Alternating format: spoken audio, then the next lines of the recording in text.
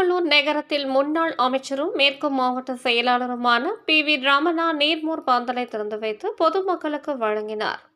அதிமுக பொதுச் செயலாளர் எடப்பாடி பழனிசாமி அறிவுறுத்தலின் பேரில் கோடை வெயிலின் தாக்கத்தை குறைக்க பொதுமக்களுக்கு குளிர்ச்சியான பொருட்களை வழங்க உத்தரவிட்டிருந்தார். அதன் பேரில் திருவள்ளூர் ரயில் நிலையம் அருகிலும் ஆயில் மில், தலைமை தபால் நிலையம், வட்டாட்சியர் அலுவலகம் மற்றும் பேருந்து நிலையம் எதிரில் இந்த நீர்மோர் பந்தல் திறக்கும் நிகழ்ச்சி நடைபெற்றது. திருவள்ளூர் மேற்கு மாவட்ட செயலாளரும் முன்னாள் அமைச்சருமான PV ரமணா திருவள்ளூர் நகர எல்லைக்கு உட்பட்ட பகுதிகளில் அதிமுக நிர்வாகிகள் ஏற்பாடு செய்திருந்த நீர்மோர் பந்தலை திறந்து வைத்தார். கோடை வெயிலை சமாளிக்கும் வகையில் குளிர்ச்சியான தர்பூசணி, மோர், ரோஸ் மில்க், வெள்ளரி பிஞ்சு, திராட்சை பழ ஜூஸ், கிருணி பழம் ஜூஸ் என குளிர்ச்சியான பொருட்களை வழங்கினார்.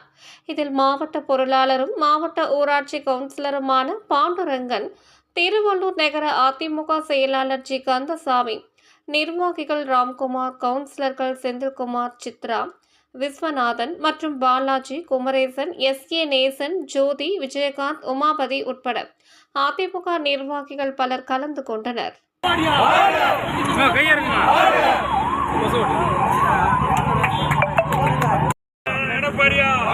வருங்கால முதல்வர் எடப்பாடியா